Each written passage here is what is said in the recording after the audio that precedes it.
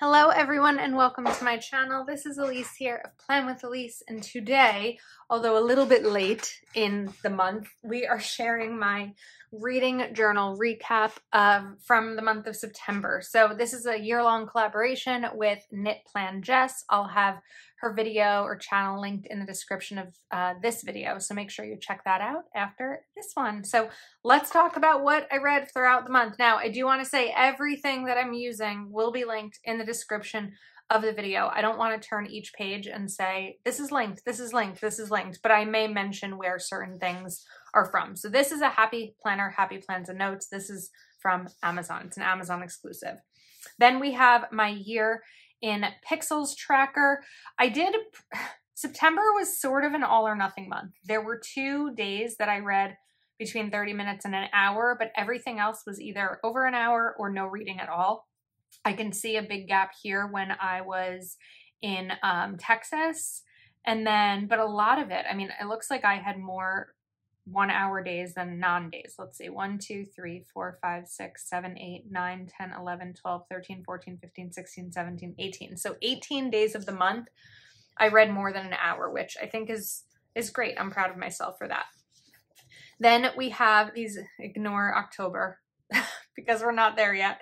But then we have September, and this is where I wrote down like what I started each day of, or each book when I wrote it down. I feel like I'm having trouble explaining this journal as months go on. I don't know why. Maybe because I'm like used to it. I'm not entirely sure, or I'm not used to it. We're just going to ignore my rambling and I'll focus on the details. So this is my September overview page. I read 11 books. I noted the days that I read. My favorite book was called Bertie and Harlow. The most memorable quote from the month was from a different book, The Vanishing Half. And the quote was, "You didn't just find a self out there waiting. You had to make one. You had to create who you wanted to be." I'm just going to make that D a little bit more pronounced. And I really like that quote, right? You have to create who you want to be. It's not just going to happen. And I read 3,323 pages. And then my goal was 7 and I read 11. And this is the monthly overview that some months I use, some months I don't. I'm probably going to simplify things in my reading journal for next year. Then let's see what else is in here. I have my book bingo. So I have some more to go. I have 1, 2, 3, 4, 5, 6, 7 more to go. And then we will have the bingo card completely filled out. Then I have, this is from my Etsy shop. The Year in Pixels is also from my Etsy shop. I don't think I mentioned that. But this is my new favorite page of reading 100 books. I also have a couple of demo ones for 50 and 25. I had printed these out to share online, like as the Etsy listings. But I really love these. In my Etsy shop, it tells you what dimensions to print each book at. And I do have a video where I show printing book covers. It's not this size book cover, but the tutorial should apply for any size book cover. So I'll have that linked also. But I really love this as a visual, to be able to see all these books on one page. I'm up to 79, as of September, up to 79 books for the year.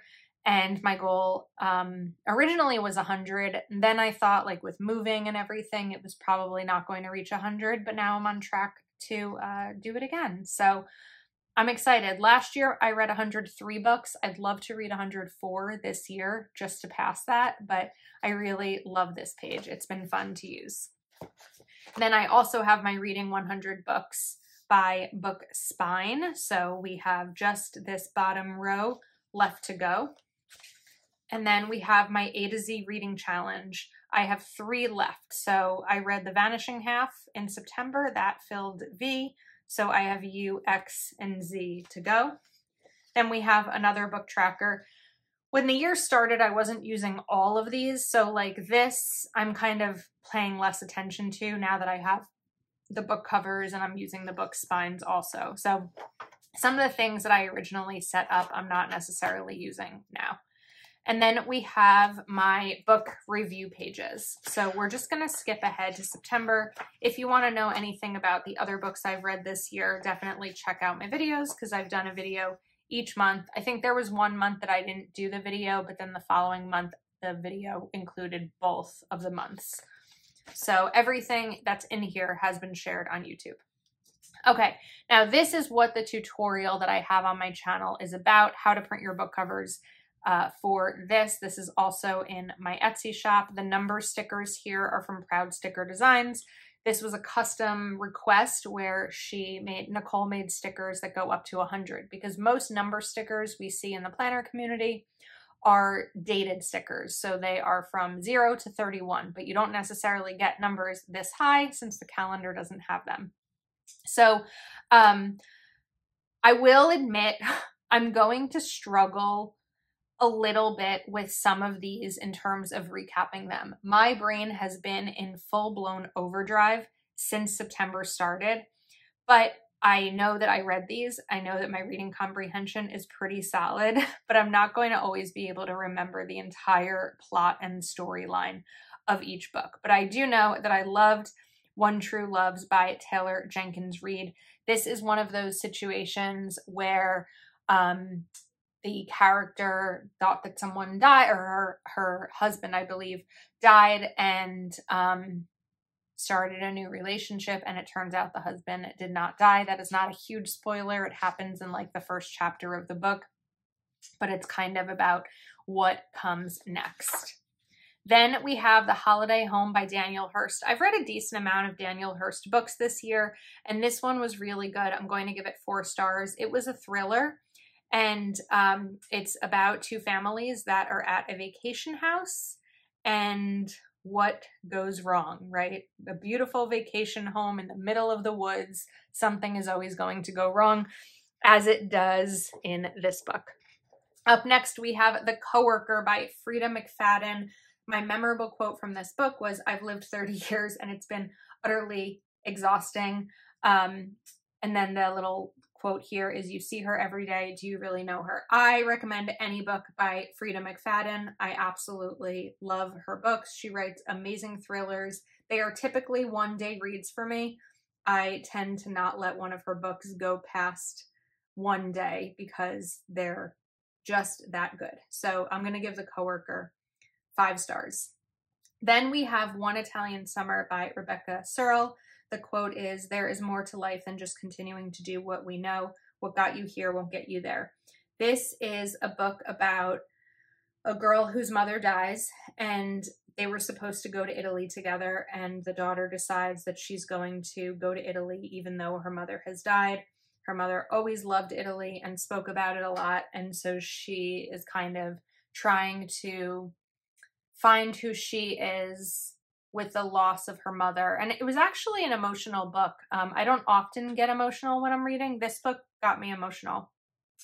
Next up, we have Her Last Hour by Daniel Hurst.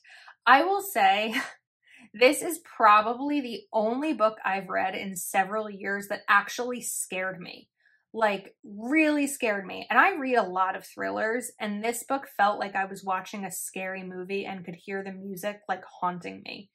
So this is a girl who is home, or a woman, and there is a note slipped under her door that says, "You have 1 hour to live."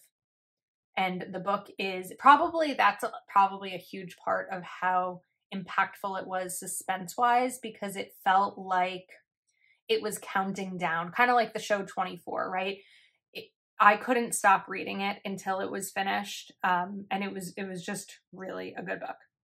The Whispers is by Ashley Audrain. I read this book on the plane ride home from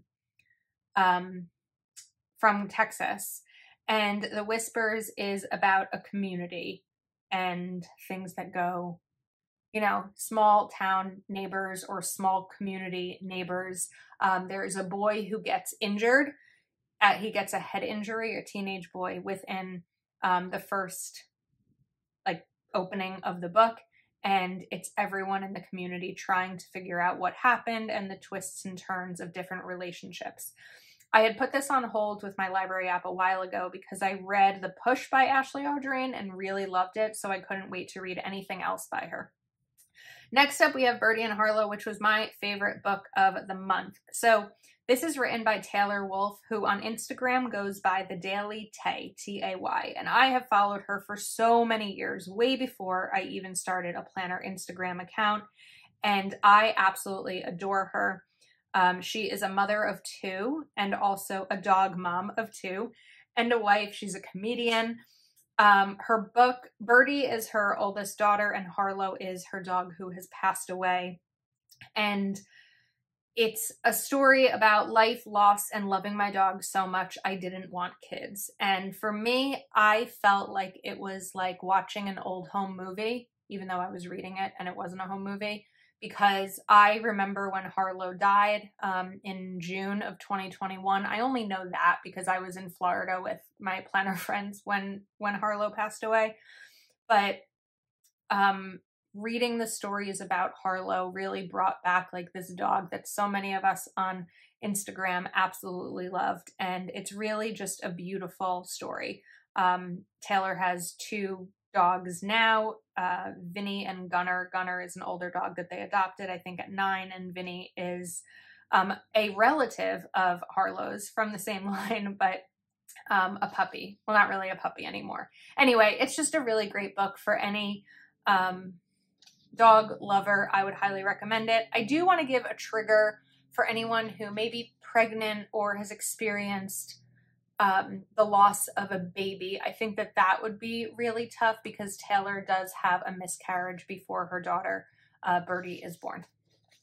Then we have The Vanishing Half, which was recommended to me by one of you who said you can use The Vanishing Half for your V in your A to Z tracker. And this is also a really good book. This is also a bit of a Black history book, which is so important. And it, I'm trying to see what this says up at the top. This is Good Morning America. Oh, maybe the Good Morning America has a book club, but it is a New York Times bestseller. The quote is, "You didn't just find a self out there waiting, you had to make one. You had to create who you wanted to be." And that was my favorite quote from the month. Next up, we have All Good People Here by Ashley Flowers. This was fine. It wasn't a bad book. I'm going to give it a 3 because it was fine. And this is about a girl who returns to her hometown to help out her uncle who has dementia. And there is a murder of a child, and it brings back the memories of when she was a child and there was another girl murdered, one of her classmates.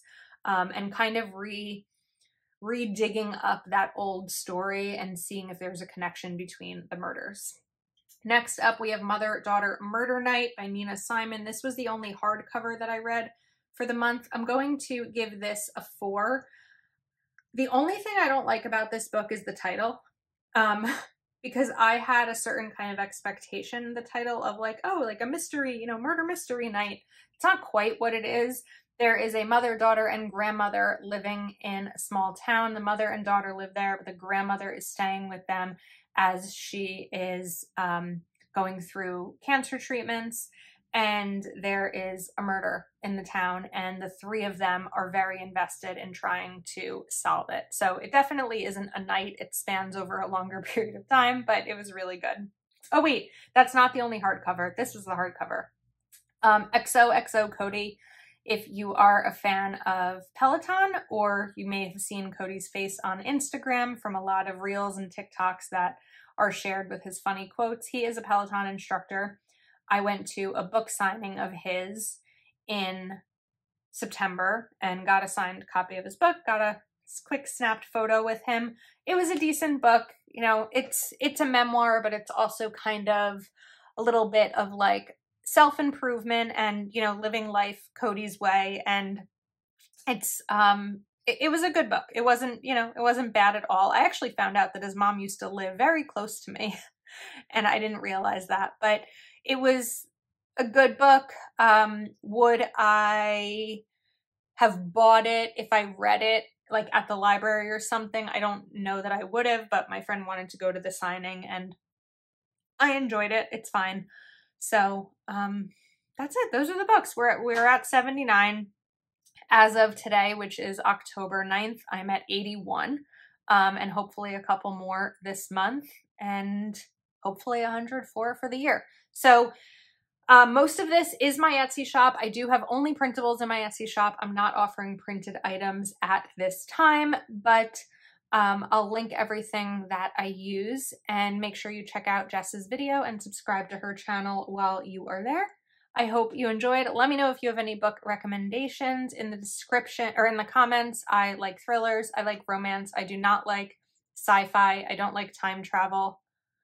But I think that's probably pretty much it. Time travel, I really struggle with figuring out where in the book it is in terms of the timeline. So that's one of those things I don't love about jumping back. One Italian Summer does have a little bit of a time travel element, sort of. It's hard to explain without giving it away. But anyway, that is a wrap. I hope you enjoyed. Thanks for spending time with me today. Happy reading, and I will see you soon.